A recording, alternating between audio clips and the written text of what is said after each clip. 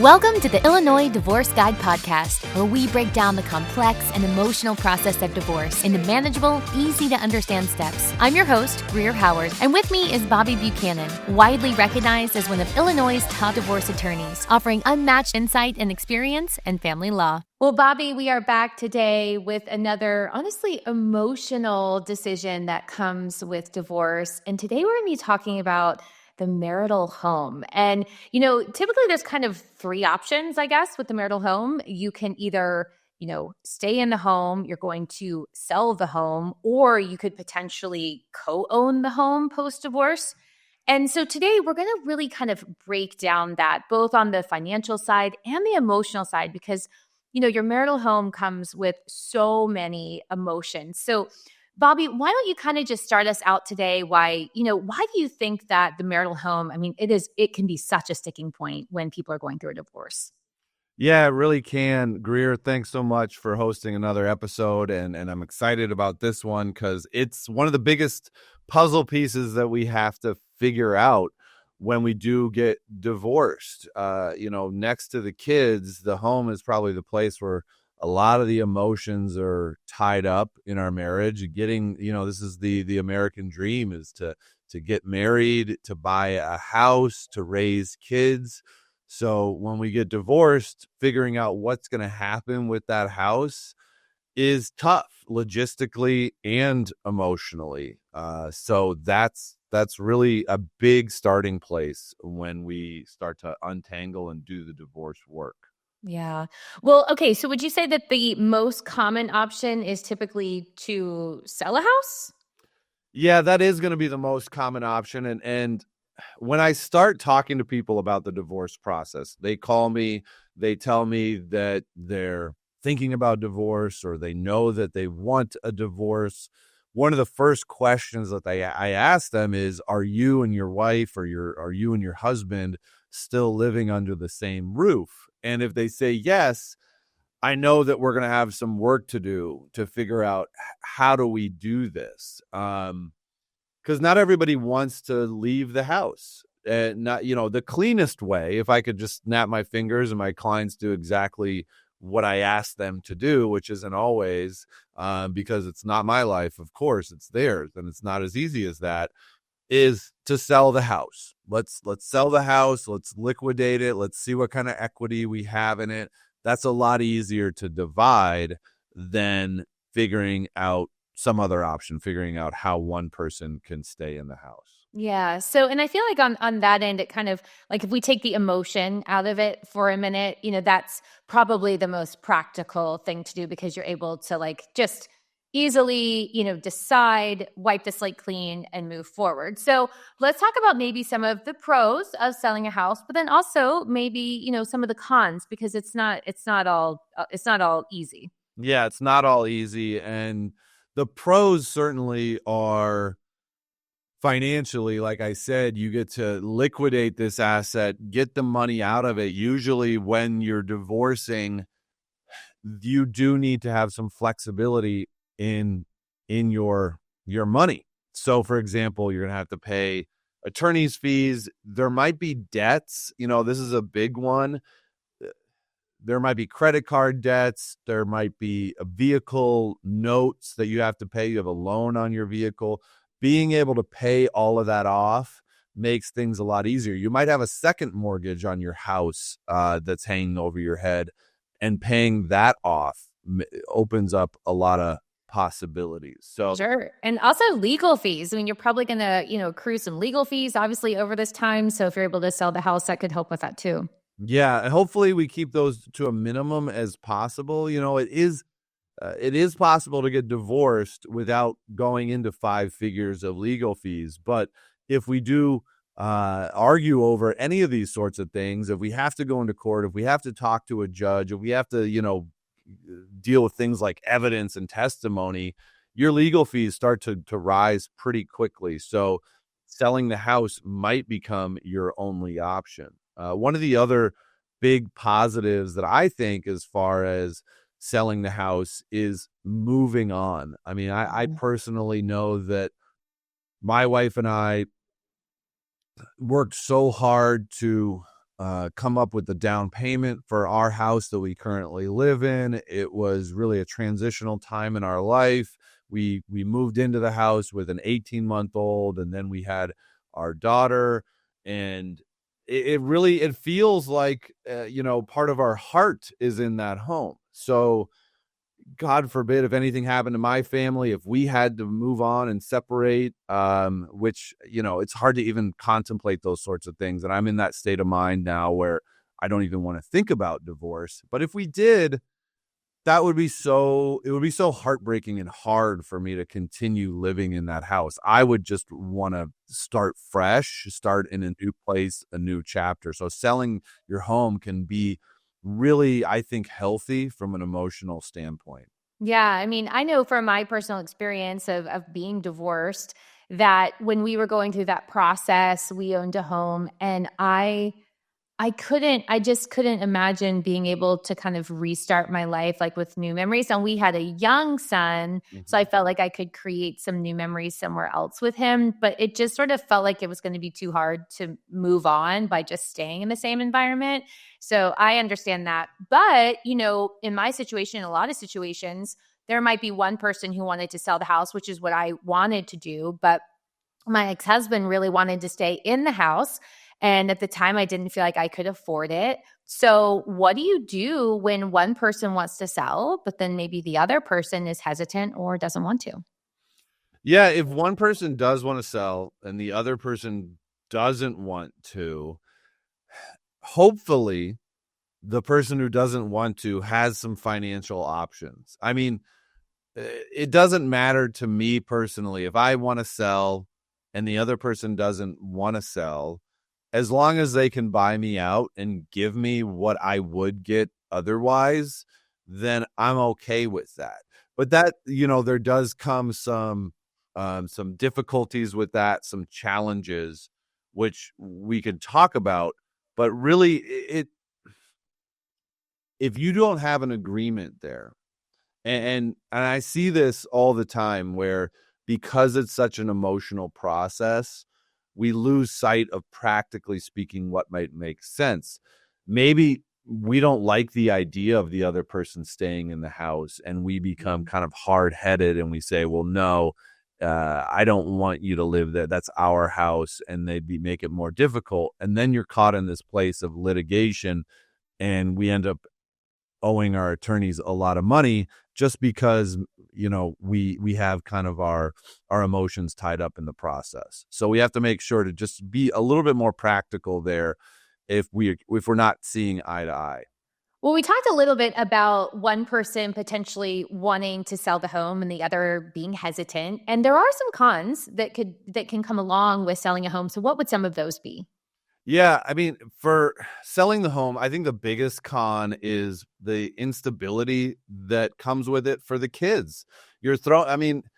I remember when I was a kid and I grew up in the same house. I was actually born in the house that I lived in for 18 years, and I didn't know anything else. And there was a certain point in my childhood where my parents were trying to figure out whether or not they could continue to live there, whether they could afford it, whether they needed to move actually out of my hometown somewhere else.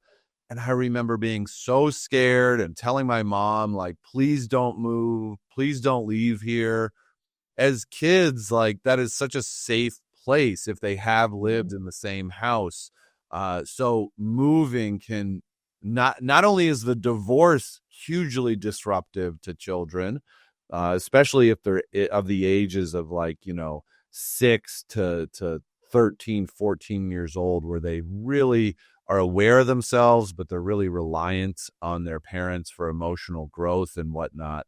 So I think that by far is the biggest con, is that you're turning the life of your children upside down, potentially.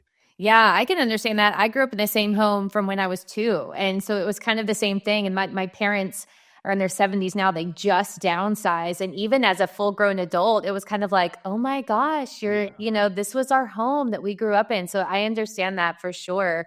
And, something that makes me think of that I feel like is, relevant for, home buyers that potentially bought since 2020 when the interest rates were really low. I mean, a con could be, the interest rates, they're a lot higher now. So if you're locked into something lower, wouldn't you say a con would be okay? Well, you're not going to be able to probably afford the same type of home because the interest rates are higher. Yeah, absolutely.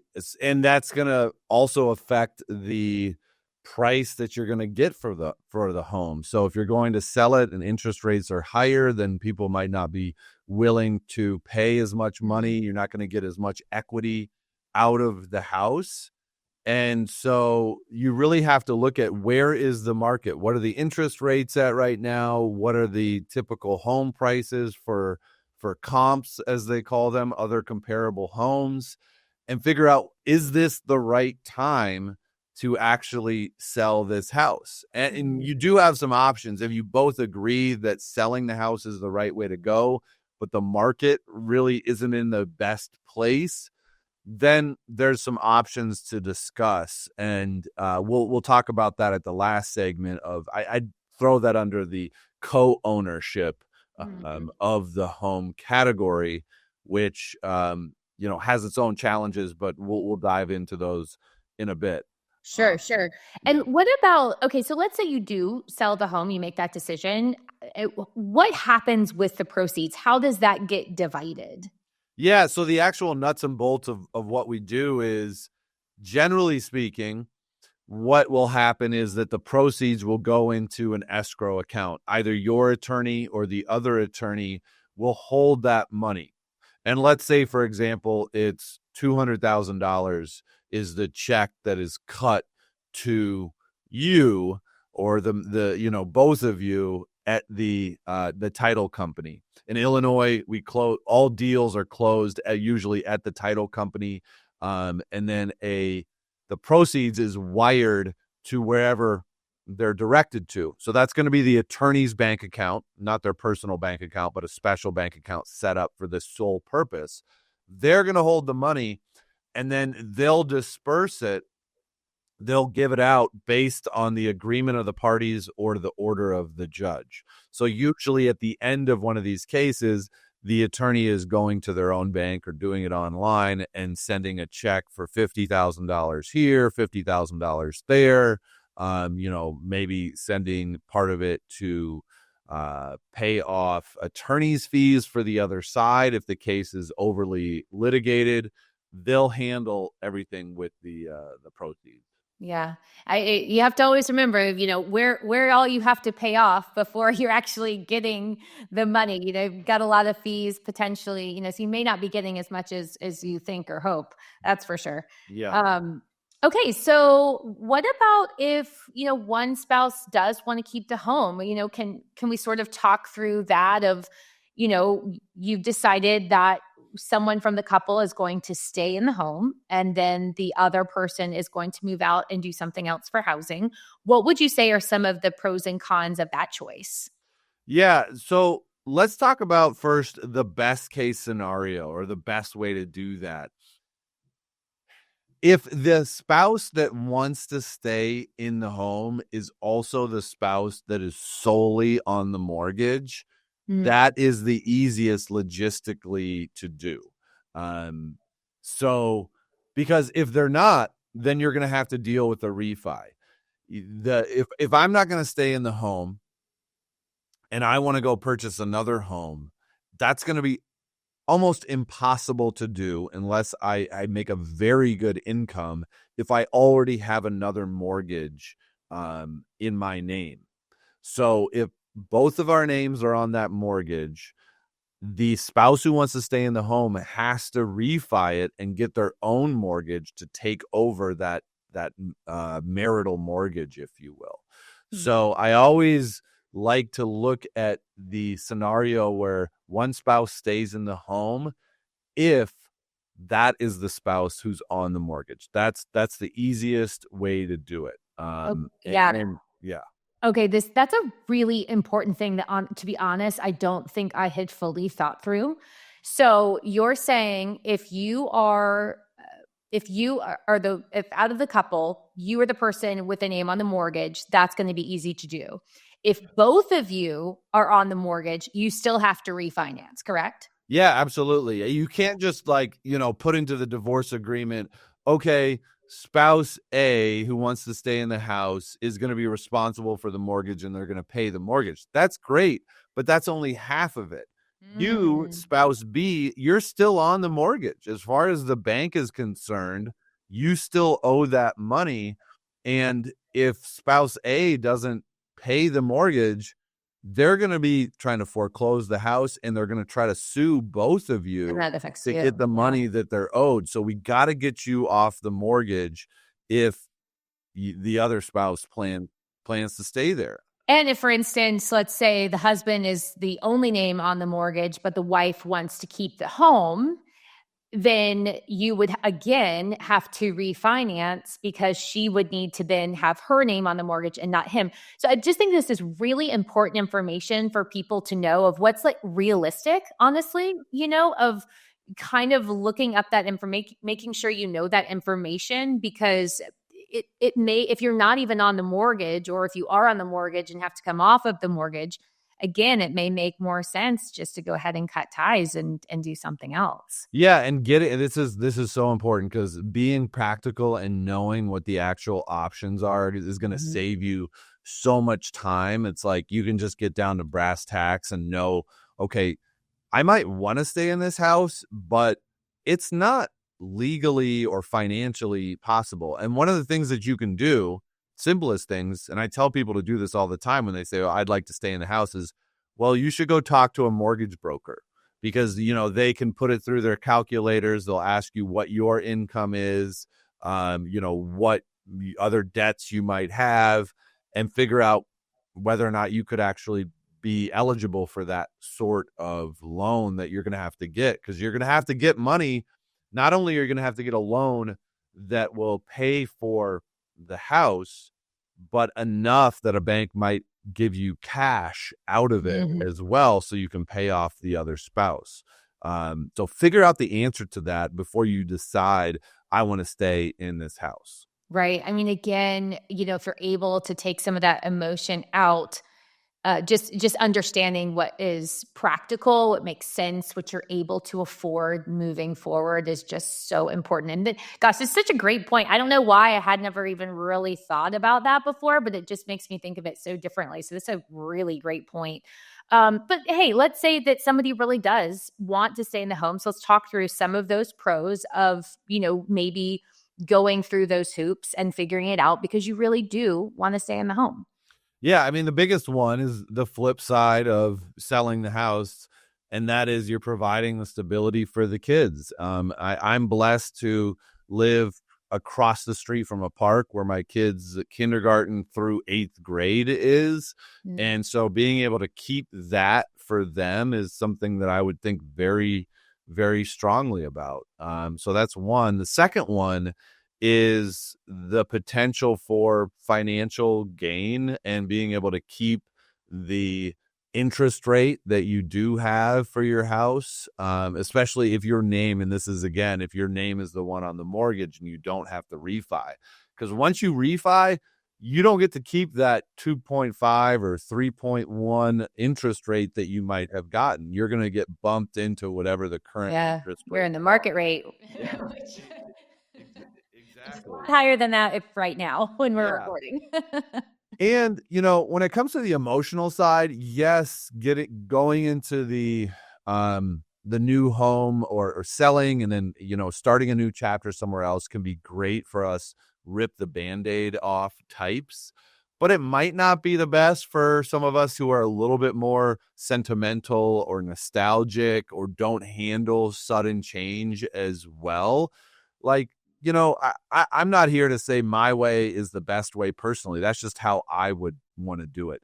Maybe for you, it is better for your own mental health to stay in that house for a bit, to grieve the loss of your marriage and figure out different timing for moving on. I would just caution people to really look at the financial cost of that decision. Like some people just hang on for dear life for that home. And it makes it so they put their blinders on. They end up spending all this money litigating to stay in that home. It's not even a good investment to stay in the home. And they do it just because of the sentimental value, and it costs them dearly as far as moving on with their life.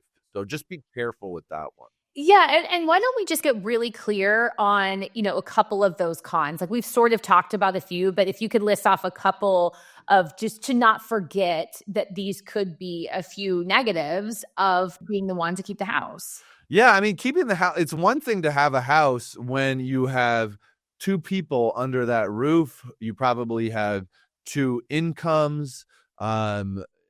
Expenses get a lot greater when you're living on your own. You're not splitting everything. You tend to things become more expensive. So carrying the mortgage and paying the property taxes and the maintenance and the upkeep and having that, it can become very stressful. So I think people really need to consider whether or not they might have to downsize. Most people, from a financial perspective, probably should downsize. I mean, even if you're a six-figure earner, you make a good amount of money, it probably still makes sense to downsize, especially in this transition period. Don't just keep the house for sentimental reasons. I would say the only the biggest reason is just for the kids. Like if it's good for the kids, then really think about it. But don't do it for your own emotional, sentimental reasons unless, you really have to. That's really good advice. So, okay, so I'm going to think through for myself some of the things that you should ask yourself before, deciding to stay in the marital home. And you add on here. I mean, one, I think the point that you said about who is on the title is I'm sorry, who was on the mortgage is huge because, if you're on the mortgage, that makes it easier. If not, you're going to have some challenges. Also, if you're able to take some of the emotion out, what's practical financially for you, but then, but not considering the emotions because there are, potentially some emotional value, specifically if there are kids. So what am I missing here, Bobby? I mean, I think you did a pretty good job of naming the big things, really thinking about, am I wanting to stay in this home for reasons that don't make practical sense? Is this, if I look at this decision 2 years from now, am I going to be happy that I tried to move heaven and earth in order to stay in this home? It might be, if it's a house that is really unique or is in a place that you see the value of it going up significantly, maybe your purpose is to keep this house and to give it to your own children. You have to it's got to be something bigger than yourself, is the reason that you're wanting to stay in this house. Don't get caught up in this house. Unfortunately, and it's incredibly sad, but your marriage is ending. This chapter of your life is ending. This identity that you had is ending. It is a sort of death, and to grieve that is okay. But, don't just hold on to this house and cost yourself dearly financially because of it. Yeah. Yeah. Really, really good advice, Bobby. Okay. So now we're going to talk about another option, which is co-ownership after divorce. And I mean, even just saying that, I get anxiety because I can't imagine that is an easy thing to do, because if you're trying to actually get divorced from this person, now you're going to co-own a home. But Bobby, you talk me through it. And then what, scenarios, do people consider this? Yeah, I kind of just threw this one in here because of the rules of three. It's nice to, have three things to talk about. It does happen, but it's my least favorite of all the options. It's not something I ever recommend, except if there's some extraordinary reason to do it. I mean, we're getting divorced. It's time to untangle ourselves, and things didn't work out. We weren't the best romantic partners together. We don't have the trust necessary. We don't have the communication necessary. What makes us think that we can actually own this huge asset together and figure out all of the nuances to, maintaining it, paying the mortgage, paying the taxes? It's a lot. So it's not something I usually recommend, unless maybe it's driven by market concerns, meaning the market's way down or the property is distressed or there's not a great way to get out of it right now, in that case, it might make sense for us to both own it. Or maybe the stability of the kids is so important. And that is, like I'll say a million times, a very compelling reason. So if we can figure out how to work together and make sacrifices for the kids, for them to be able to stay in this home, then by all means, figure it out. People do this, but it's precarious. Yeah. I would imagine in this situation, there would be a lot of detail on who was responsible for what and what maybe percentage of things. I mean, is that pretty common? Because I would think that it would really need to be very black and white of the responsibilities of each person. Yeah, absolutely. I mean, we got to think about this like a business arrangement more than anything and make sure that we're going into it with kind of an operating agreement. What happens if somebody stops paying the mortgage? Then what do we do? And, this co-ownership idea it's common in a temporary way. We can do co-ownership quite often in a divorce if we want to give the other side the opportunity to stay in the house. So let's say that my spouse says, I want to stay in the house. It's really important to me. And I'm going to fight tooth and nail if you don't let me stay in this house. Well, I want to be practical. I want to move on with my life. I want to get this divorce done. So I talk to my lawyer and say, what are the options here? And I might tell my client, well, it looks like they can do this, but they're not going to be able to really practically refi for another 2 years. So let's give them a 2-year runway in order to get the refi done, get you off the mortgage. You're going to be making a sacrifice because for 2 years, you're probably not going to be able to get your own mortgage. But you're going to save yourself hugely in attorney's fees because you're just going to have an agreement that's done. And at least you have the finality and you know that in 2 years, they're either going to refi the house or they're going to have to sell it. A question, it kind of makes me think again about like who's on the mortgage. Do you see this more commonly when both people are on the mortgage, or if one person maybe is not on the mortgage but wants to stay in the home? Is that when you typically see this? Because it seems like it would be less common if you were the only one on the mortgage but to co-own, right? Yeah, absolutely. If you're the only one on the mortgage but you're both on the deed, then it's simple enough for one person to, if you're not on the mortgage, then you can get off the deed relatively easily. If both of you are on the mortgage, then yeah, there might be some temporary co-ownership situation that makes sense to just get the deal done. I'm such a big fan of getting some sort of deal done so that you can move on. There's so much more opportunity, money, happiness, all of that in front of you than behind you at this point. One thing I will say though is, there are no perfect solutions here. And one thing that can happen is, that 2-year mark hits, they haven't been able to refi because of whatever reason. Either they've just not got around to it or financially they haven't been able to do it. And now you have to sell the house.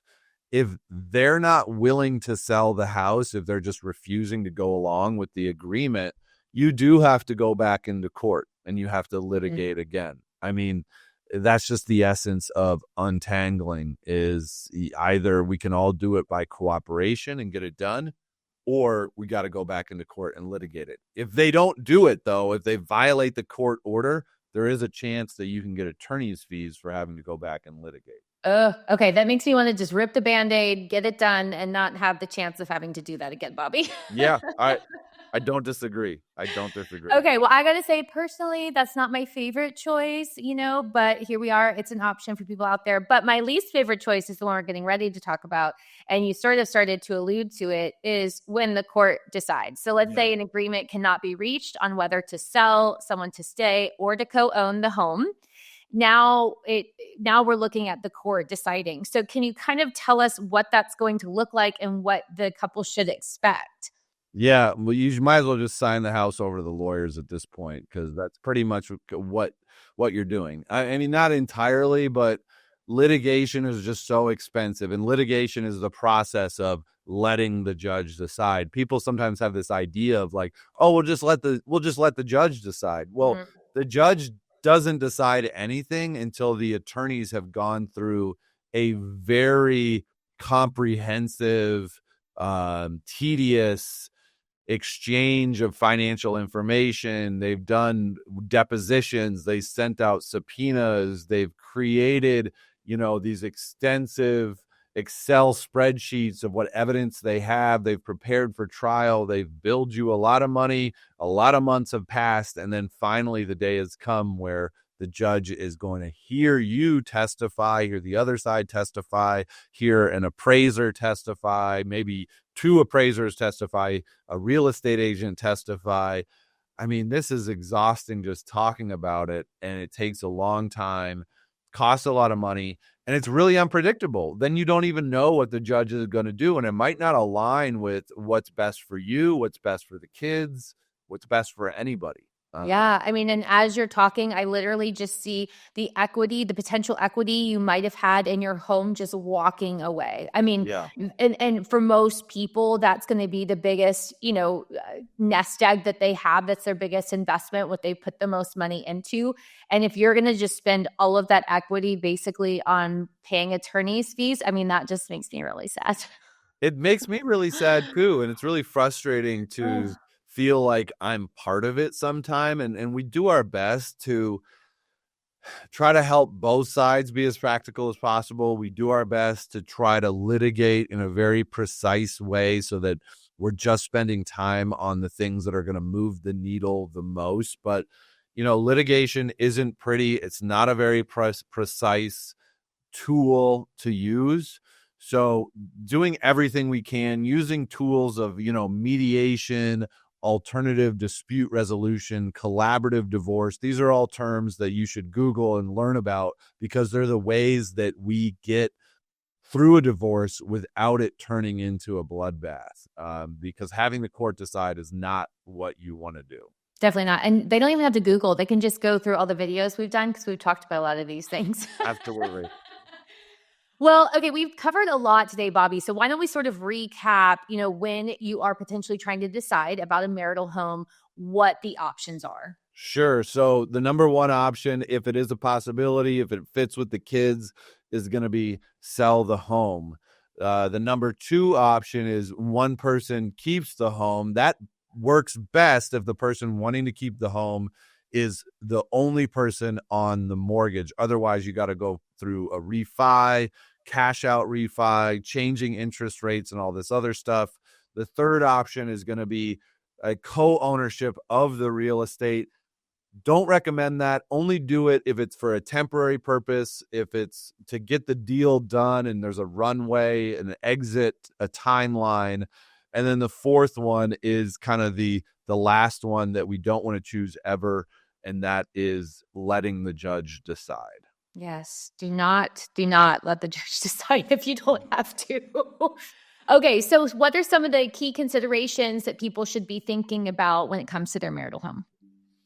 Spend money on a therapist rather than an attorney. Really walk through with your therapist all your, grieve with your mother and your father and your friends, and work through it emotionally and figure out why, it's so hard to let go through this, or let go of the house and get through this. I mean, I say this over and over because it's true. It's like we have these really strong emotional ties to these things that we associate with our marriage. Our identity is wrapped up with them. So if we can do work internally to move on, we can save ourselves so much heartache, both, in our real heart and in our wallet ache, if you will, in order to get through this process much easier. Yeah, I love that advice, Bobby, because spending your money on therapy and healing, that helps you move on with your life and heal and start a new life. and be able to make some of those changes, which I love. I think it's really great. And now, obviously, it's a very emotional process. So what would be some final advice or encouragement for people that are trying to decide about, the marital home, whether to sell or whether to stay? Just be patient with yourself. We don't need to figure this out today. You have been in this process for a while already. Probably you've been thinking about divorce. You've been knowing that your marriage isn't going to work out. So don't feel like you need the right answer today, but we do need to make progress. So just be patient with yourself. We're going to figure this out. It's going to be okay. There's going to be another chapter. All right. Well, Bobby, thanks so much for being here with me today. I feel like this was a great conversation about the marital home. And if you are, considering divorce and trying to make these kind of decisions, we're grateful for having you here today, and we hope you learned something. Thank you for listening to the Illinois Divorce Guide podcast. We hope today's episode gave you clarity and support as you move forward on your journey. If you found this episode helpful, please subscribe, rate, and review us on your favorite podcast platform. Tune in next week for more insights and expert advice on the Illinois Divorce Guide podcast.